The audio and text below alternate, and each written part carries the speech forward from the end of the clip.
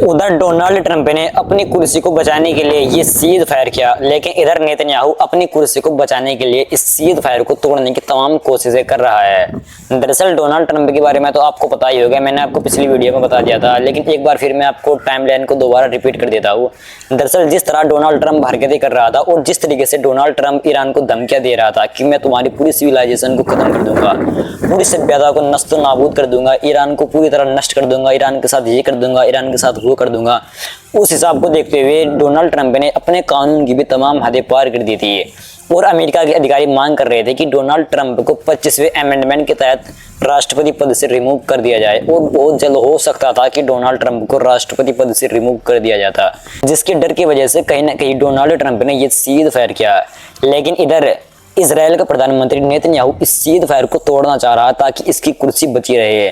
दरअसल नेतन्याहू पर बहुत सारे केस, करप्शन, फ्रॉड, भ्रष्टाचार और सेंसरशिप के बहुत सारे केस चल रही है, और ईरान के साथ जो ये युद्ध चल रहा था इसके बीच भी केस पूरी तरह पेंडिंग पड़े हुए थे और इजराइल के अंदर पूरी तरह इमरजेंसी लगी हुई थी।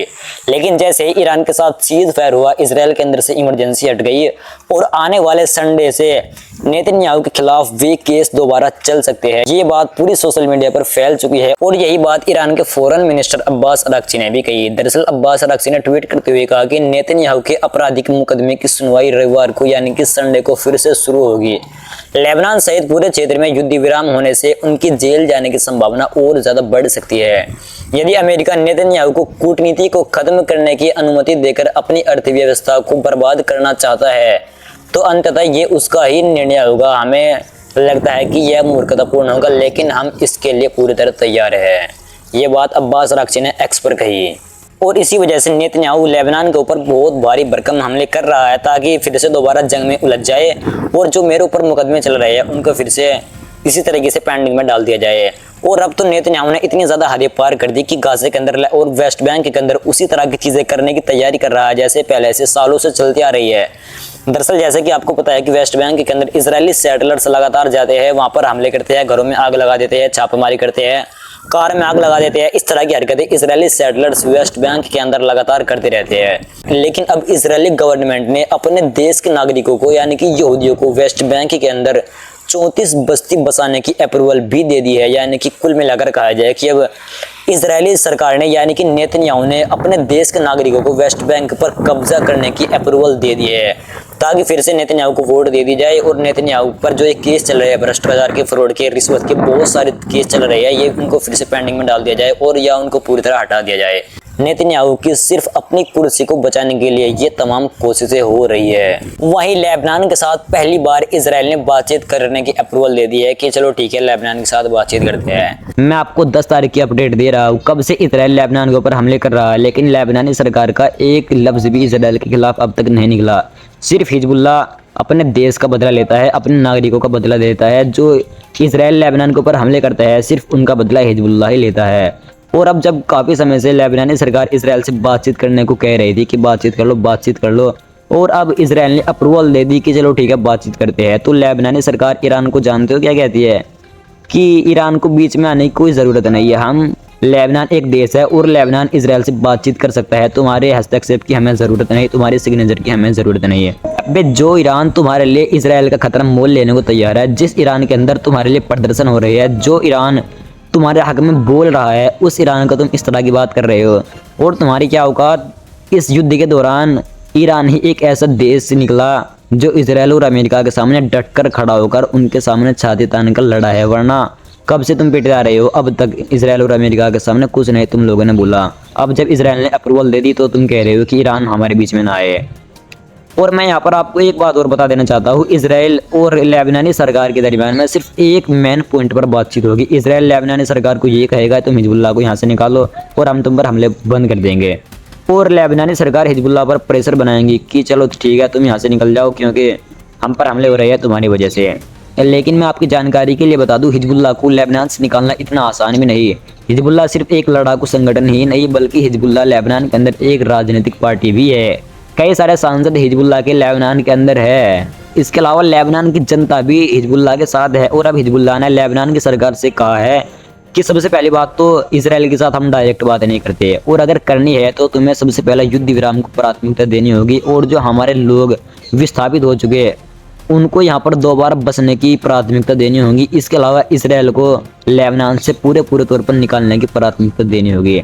लेकिन आप इस बात को लिख कर रखना, लेबनान और इसराइल के दरमियान सिर्फ एक ही पॉइंट पर बातचीत होगी कि तुम हिजबुल्लाह को यहाँ से निकालो, लेकिन हिजबुल्लाह को ये लोग निकाल नहीं सकेंगे। फिलहाल देखते हैं इसराइल और लेबनान की सरकार के दरमियान क्या बातचीत होती है और क्या रिजल्ट निकल कर आता है। उधर पाकिस्तान के रक्षा मंत्री ख्वाजा मोहम्मद आसिफ ने कहा कि इसराइल बहुत बुरा है और इंसानियत के लिए शराब है। जब इस्लामाबाद में शांति वार्ता चल रही है उसी समय लेबनान में नरसंहार हो रहा है। इसराइल बेगुनाह लोगों को मार रहा है, पहले गाजा फिर ईरान और अब लेबनान। कत्ले आम मुसलमान जारी है। मैं उम्मीद और दुआ करता हूँ कि जिन लोगों ने यूरोपीय यहूदियों से छुटकारा पाने के लिए फिलिस्तीनी जमीन पर इस कैंसर रूपी देश को बनाया, वे जहन्नुम की आग में जलेंगे। यानी कि ख्वाजा मोहम्मद आसिफ ने कहा कि ऐसे समय जब पाकिस्तान के इस्लामाबाद में बहुत जल्द बातचीत और डील होने की संभावना है, लेबनान के ऊपर इसराइल नरसंहार के तमाम हदें पार कर रहा है। और आगे ये कहा कि मैं दुआ करता हूँ कि जिस देश ने भी इसराइल को फिलिस्तीन की ज़मीन पर बसने के लिए इजाज़त दी या सहयोग किया, वे जहन्नुम में जाए, मैं उनके लिए दुआ करता हूँ। ये बात ख्वाजा मोहम्मद आसिफ ने कही, जो पाकिस्तान के रक्षा मंत्री है। देखिए, पाकिस्तान के रक्षा मंत्री ख्वाजा मोहम्मद आसिफ ने वाकई ये बहुत बड़ी बात कही। दुनिया में और भी बहुत सारे देश है और ताकतवर भी है, लेकिन चूंकि उनकी बोलने की हिम्मत नहीं होती, क्योंकि इसराइल के साथ अमेरिका है, जिस कारण वे इसराइल के सामने बोल नहीं पाते। लेकिन ख्वाजा मोहम्मद आसिफ ने, पाकिस्तान के रक्षा मंत्री ने, वाकई ये बात बहुत ही ताकतवर कही। उधर स्पेन भी एक ऐसा देश है जो इसराइल और अमेरिका के किसी भी दबाव में नहीं आ रहा और इनके सामने छाती तान कर खड़ा हुआ है। दरअसल पहले मैं आपको थोड़ा सा बैकग्राउंड समझा दूं, उसके बाद स्पेन की तरफ से भी एक खबर आपको बताऊंगा। दरअसल अमेरिका पूरी दुनिया को धमकी देता है कि जो ईरान के साथ अपने संबंधों को अच्छे करेगा हम उस पर सैंक्शन लगा देंगे, जो ईरान के साथ ये करेगा हम उस पर वो लगा देंगे। इस तरह डोनाल्ड ट्रंप पूरी दुनिया को धमकी देता है और इसी वजह से स्पेन के पीएम ने कहा कि हम ईरान के अंदर अपने दूतावास को फिर से खोलने जा रहे हैं ताकि ईरान के अंदर स्थिरता और शांति बनी रहे। और आगे उन्होंने ये भी कहा कि हमें किसी भी प्रकार की जवाबदेही कार्रवाई का डर नहीं। यानी कि कुल मिलाकर कहा जाए, स्पेन के प्रधानमंत्री ने कहा कि हमें अमेरिका का डर नहीं कि अमेरिका क्या कहेगा या कुछ भी कर ले जाए अमेरिका, हम ईरान के अंदर अपनी एम्बेसी को फिर से खोलेंगे ताकि ईरान को शांति और स्थिरता में हमारी मदद मिल सके।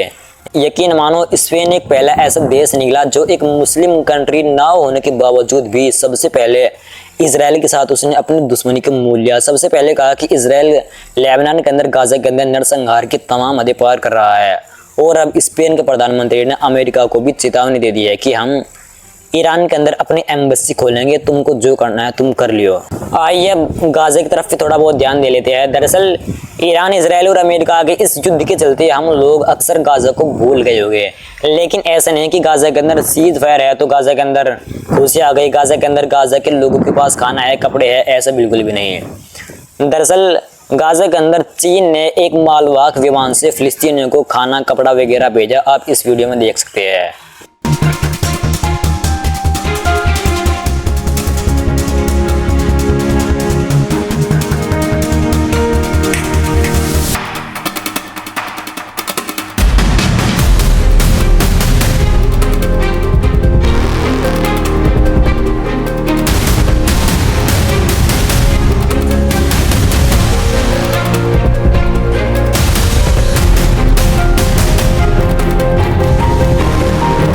दुनिया में 56 मुस्लिम कंट्री है, लेकिन जिस तरीके से चाइना ने गाजा की मदद की, शायद उनमें से कोई ना कर रहा हो सकता है किसी एक दो ने भेज भी दिए हो, लेकिन कोई बहुत बड़ा कदम गाजा के लिए इन 56 मुस्लिम कंट्री ने अब तक नहीं उठाया। इसके अलावा गाजा के अंदर हमले तो होते ही रहते हैं। आज फिर गाजा के अंदर इसराइल ने एक ड्रोन से हमला किया जिसमें अल जजीरा के पत्रकार मोहम्मद विशा की भी मौत हो गई। देखिए, जब यहाँ पर अल जजीरा का नाम आ ही गया तो मैं थोड़ी सी आपको एक स्टोरी समझाने की कोशिश करता हूँ। गाजा के अंदर युद्ध हुआ, वेस्ट बैंक के अंदर युद्ध हुआ, लेबनान के अंदर युद्ध हुआ, मिडिल ईस्ट के अंदर जहाँ कहीं भी इसराइल के साथ युद्ध हुआ, अल जजीरा के बहुत सारे पत्रकार मारे जा चुके हैं अल जजीरा के। और ये अल जजीरा कहाँ का अखबार है? इन अरबी देशों का ही तो अखबार है ना। लेकिन इन अरबी देशों की यकीन मानो इतनी भी औकात नहीं कि इनके खुद के पत्रकार मारे जा रहे हैं और ये इसराइल की निंदा ही कर ले। उल्टा जवाब तो क्या देंगे, निंदा भी नहीं करते ये इसराइल की। अपने पत्रकार मारे जाने पर भी इसराइल की ये लोग निंदा नहीं करते। क्या ही कहा जा सकता है। फिलहाल ये कुछ चीज़ें हैं जो